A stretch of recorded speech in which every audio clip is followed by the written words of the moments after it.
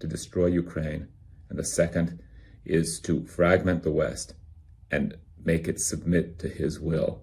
Sveiki! Greetings from Riga.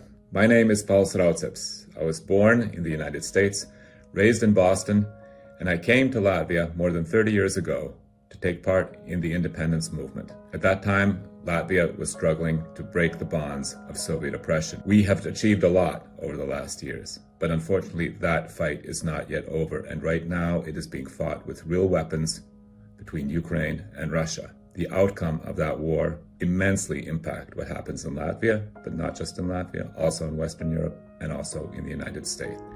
Since the beginning of Russia's full-scale invasion in 2022, I have regularly contributed to Ukraine to help the Ukrainian military.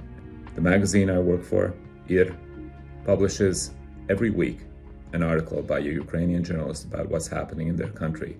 And we read regularly about young men who have gone to the front, who have been injured, who have died. We read about their wives, about their girlfriends, about their children. If they can sacrifice so much, then giving just a little bit to help them beat the Russians is not really asking that much.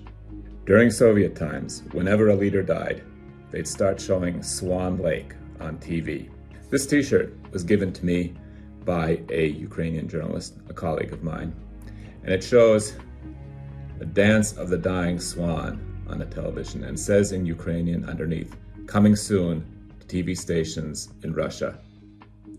This was put out by the Ukrainian military counterintelligence agency, one of the toughest units around, and I think they're right. There are people who say we should negotiate with the Russians, find a way to establish peace, but there will be no peace while Putin is in power, and maybe even longer, because he's been very clear about his goals, and they are first to destroy Ukraine, and the second is to fragment the West and make it submit to his will.